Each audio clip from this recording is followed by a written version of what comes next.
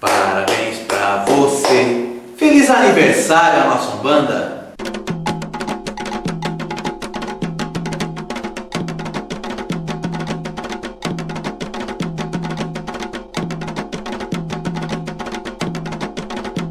Um salve com muita alegria, galera da internet. Tá aqui o nosso Umbanda de Boa com mais um vídeo hoje em comemoração aos nossos 105 anos da nossa querida e amada Umbanda, né? Umbanda que começou lá em 1908 com o nosso amigo Zélio de Moraes. A gente já explicou no último vídeo como é que tudo isso aconteceu. E hoje nessa edição comemorativa, gente, eu quero falar um pouco sobre a mediunidade de Zélio de Moraes, porque eu acho que merece ser dito. E é sempre assim, né, gente? Tem pessoas que têm uma mediunidade que a missão dela é tão grandiosa, é tão importante, que a espiritualidade atua numa intensidade tamanha que conduz essa pessoa aos atos que ela tem que realmente consumar. Esse foi o caso de Zélio de Moraes, que com 17 anos começa a manifestação do Caboclo das Sete Encruzilhadas, mas eu quero contar algumas coisinhas que eu não contei no último vídeo para vocês. Na realidade, eu falei que ele tinha problemas, que tinham ataques espirituais, mas na realidade o que ele estava era paralítico, gente. Ele ficou imóvel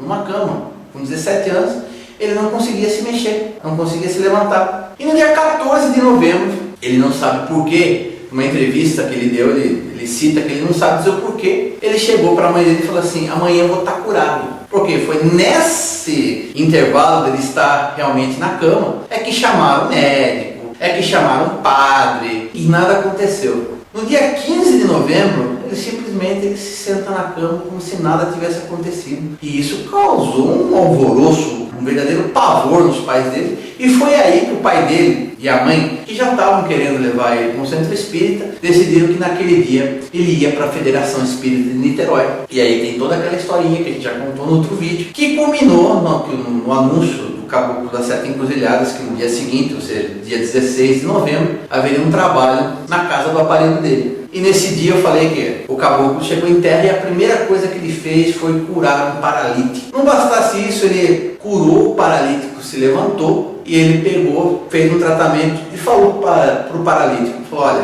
daqui a pouco eu vou subir e uma outra entidade vai vir aqui para terminar o seu tratamento. Isso, gente, às vistas de todo o pessoal da Federação Espírita de Niterói, que estavam loucos para ver o fracasso, aquela coisa toda, da família do Zélio, de um monte de curioso. E depois desse veio o pai Antônio, depois que o Caboclo das Sete Encruzilhadas subiu, o pai Antônio, que era o preto velho do Zélio, veio e terminou daquela forma que eu contei toda aquela história do cachimbo, aquela coisa toda. Mesmo assim ele achou um tempo, terminou de curar o paralítico e atendeu uma série de pessoas. E naquele dia também, não comentei, mas o caboclo ele passou algumas normas básicas para o trabalho da Umbanda, né? Que seria o uso de roupa branca simples, de não cobrar por nenhum tipo de atendimento espiritual, porque ele deixava bem claro, né? Dar de graça aquilo que de graça recebeste. E além do que, ele deixou claro que os trabalhos seriam diários, das 20 às 22 horas. Ou seja, isso já impôs ao Zélio um grande fardo, um grande compromisso, né? Imagina você com 17 anos, tentando começar uma vida e você se vê nesse compromisso gigantesco de começar uma religião, de fazer um atendimento a diversas pessoas. E como eu citei no outro vídeo, começa a chegar de novos médios já no dia 17 de novembro, e já incorporando já índios e negros, tá? Espíritos de índios e espíritos de negros. Daí a Umbanda assim segue o seu caminho. Importante dizer, gente, que a presença do Caboclo das Sete Encruzilhadas era uma coisa, como a gente já leu e muitas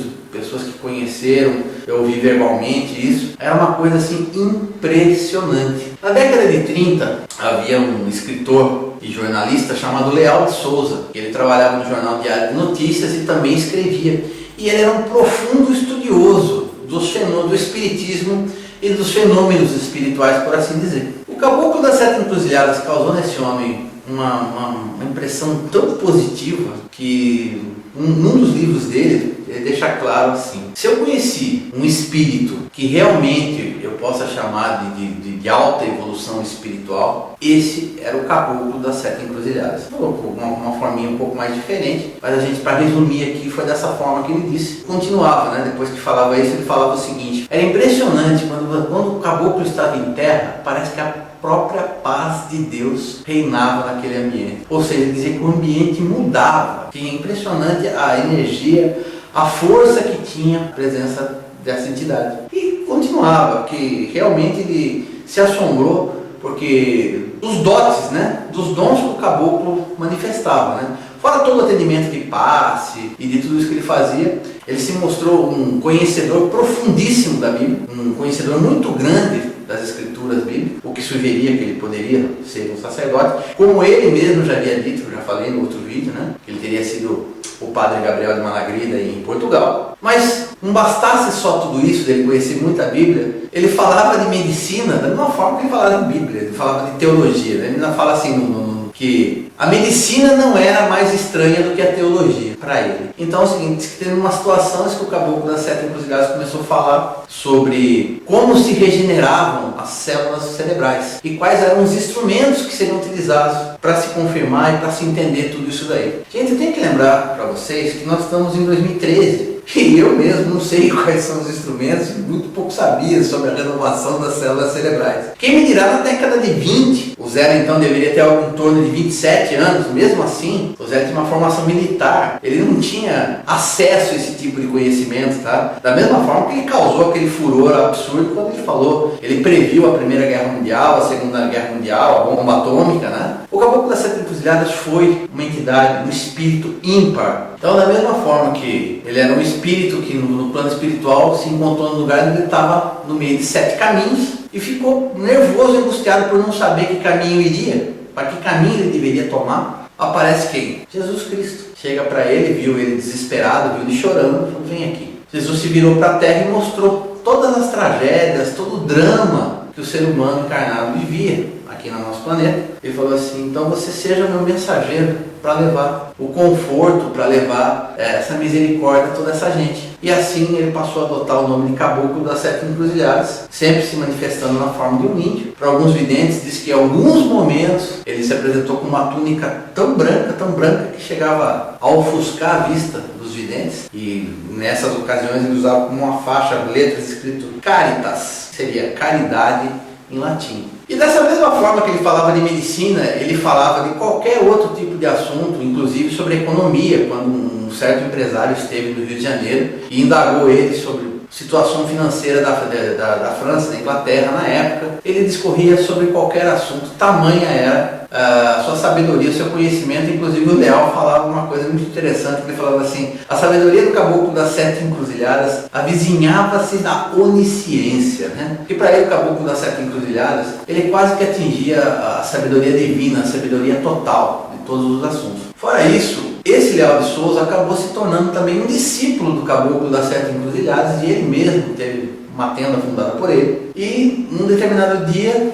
ele tinha comentado que ele ia discorrer sobre os 10 mandamentos, e ele estava montando como ele ia falar, como ele ia discorrer sobre esse assunto na reunião, e não conseguia achar uma forma positiva de falar como fala do primeiro mandamento. Daí o que ele fez? No escritório dele, começou a firmar a cabeça para o Caboclo das 7 Encruzilhadas, falando assim, meu irmão, me ajuda, como é que eu posso falar sobre esse assunto, né? Que não está me vindo à cabeça a forma correta de fazer isso. E até que a reunião começasse, ele não teve ideia nenhuma, mas que de repente ele estava no Rio de Janeiro, lembrando que o Zé estava em São Gonçalo, então de repente, um pouco depois das 8, me entra o Zé, todo espavorido, chegava e olha, dá licença, eu recebi uma ordem de vir para cá. Daí ele recebia o Caboclo das 7 Encruzilhadas, o Caboclo das 7 Encruzilhadas incorpora e começa a falar do primeiro mandamento da lei de Deus e discorre amplamente, de uma forma que todo mundo pudesse compreender aquilo ali. E depois que ele termina, ele olha para o Leal de Souza e fala assim, tá vendo, filho? Da agora em diante você já sabe como que você deve discorrer sobre esse mandamento. Então, gente, isso eu falo, a Umbanda, quanto mais você acredita, você tem fé, mais você consegue ver as maravilhas e os fenômenos maravilhosos que a Umbanda pode trazer para a sua vida e causar na vida de tanta gente que precisa, né? Tanta gente necessitada. Então eu falo para você, gente, que não é diferente dos tempos de hoje, né? Tem uma entrevista do Zé de Moraes, que ele concedeu uma moça num jornal, numa revista, agora não estou me recordando o nome da repórter, nem da revista, e ela perguntou como que tinha sido a manifestação dele, e ele sempre sugeriu que ele tivesse sido tomado, ou seja, o Caboclo das 7 Encruzilhadas não era assim como a gente é hoje, né? A minha mediunidade, por exemplo, a manifestação dos meus protetores, o melhor, um exercício da minha mediunidade, né? Por quê? Porque eu não sou ninguém proeminente, Mas o Zélio não, a espiritualidade tomava ele e fazia com que ele levasse as coisas à frente. Tem uma situação interessante que eu quero comentar, que é o seguinte: perguntaram para o Zélio, ainda sobre esse assunto de sacrifício de animais, né, que a gente não faz isso na Umbanda, mas a gente sabe que existe uma galera que pratica, né? Eu não sou, gente, eu não tô aqui para botar ordem, norma em nada, eu não sou ninguém. Mas perguntaram para o Zélio assim: o que você acha do sacrifício de animais em nome dos orixás? O Zélio parou, um minuto quase em silêncio assim. Os meus guias nunca pediram nada desse tipo para mim, mas ele nunca falou nem que sim e nem que não. Mas a verdade é que a Umbanda hoje, da mesma maneira que a gente acredita, a gente não faz o sacrifício de animais. Eu não sei se ele se sentiu de alguma forma impelido a falar sim ou falar não, tá? Mas eu achei que quando ele falou isso, ele quer dizer o seguinte, que não era necessário. Eu acho que os guias deles nunca viram necessidade de se fazer isso. E de que a Umbanda, gente, é um caminho maravilhoso, que a gente está aqui para desfazer a maldade, desfazer a feitiçaria, e limpar, desobsediar, equilibrar os irmãos. E da mesma forma que o Zélio plantou essa semente em 1908, nós estamos aqui em 2013 comemorando esses 105 anos de Umbanda. Eu vou pedir a você, irmão, se você sente que o plano espiritual está querendo alguma coisa mais com você, se você realmente se sente revestido das energias necessárias para levar uma missão à frente, procura um curso de sacerdócio, uma coisa que seja muito séria, uma coisa que te dê norte, uma coisa que te prepare para você entender o que é tocar uma casa espírita,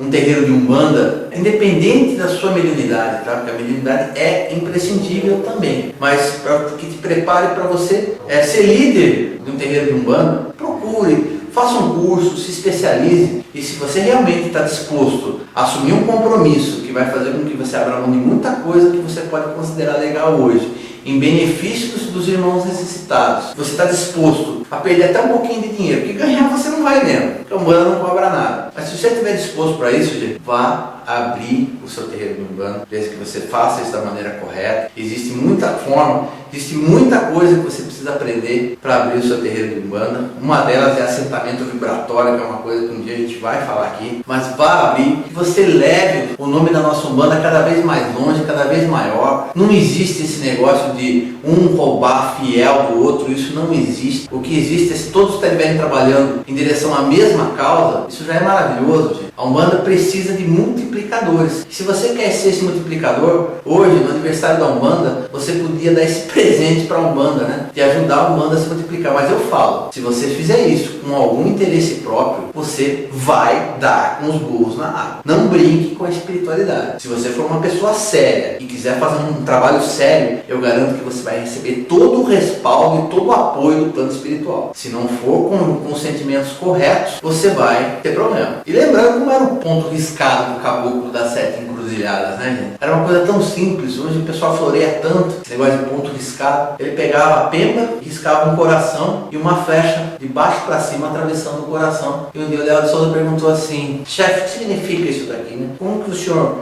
explica o seu ponto? Ele falou assim: a flecha é direção. E o coração significa sentimento. E a flecha atravessando o coração, apontando para cima, significa que todos os sentimentos devem ser levados a Deus, devem ser orientados para Deus. Então, gente, eu acho que é com esse sentimento que a gente realmente deve seguir na nossa Umbanda, continuar multiplicando, melhorando, ou deixando a nossa Umbanda cada vez melhor, cada vez maior. Muita gente fala para mim: ah, mas tem sempre problemas. Se você me falar de uma religião que não tenha problemas, pelo menos os nossos problemas acho que ainda são mínimos perto de muitos que eu vejo dentro de outras religiões. Mesmo porque a nossa religião ainda é muito nova, que está crescendo ainda, né? Então eu falo para você, gente, parabéns à nossa Umbanda, parabéns a você que é umbandista e que ajuda a exercer a nossa Umbanda da forma correta, de forma idônea. Parabéns a você que realmente está querendo aprender e conhecer esse nosso mundo da Umbanda. Espero que o nosso projeto esteja ajudando você a isso. Fica aqui o nosso vídeo de hoje. Eu espero que você tenha gostado. Se você gostou, você, por favor, se gostou, quiser dar uma força para o nosso projeto, clica no joinha, deixa seu like pra gente e compartilha com seus amigos, gente. Compartilha na sua rede social, compartilha via e-mail. Eu tenho recebido muita gente solicitando que se não tem uma outra forma de assistir um Umbanda Boa, que não tem acesso à internet, que não tem YouTube,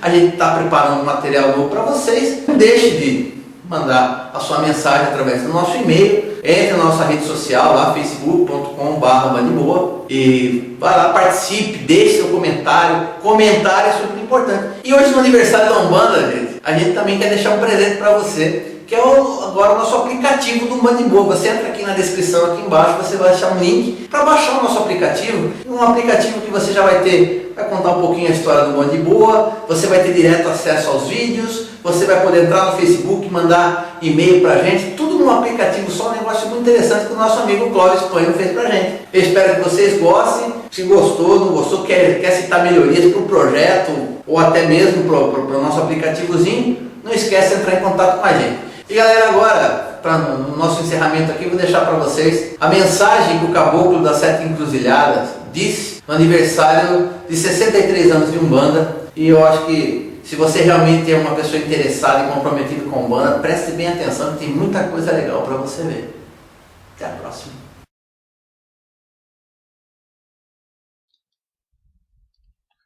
A Umbanda tem progredido e vai progredir muito ainda. É preciso haver sinceridade, amor de irmão, para que a vil moeda não venha a destruir o médium, que será mais tarde expulso, como Jesus expulsou os vendilhões do templo. É preciso estar sempre de prevenção contra os obsessores que podem atingir o médium. É preciso ter cuidado e haver moral, para que a Umbanda progrida e seja sempre uma Umbanda de humildade, amor e caridade. Essa é a nossa bandeira. Meus irmãos, sede humildes, trazei amor no coração para que pela vossa mediunidade possa baixar um espírito superior, sempre afinados com as virtudes que Jesus pregou na terra, para que venham buscar socorro em nossas casas de caridade em todo o Brasil. Tenho uma coisa a vos pedir. Se Jesus veio ao planeta Terra na humilde manjedoura, não foi por acaso, não.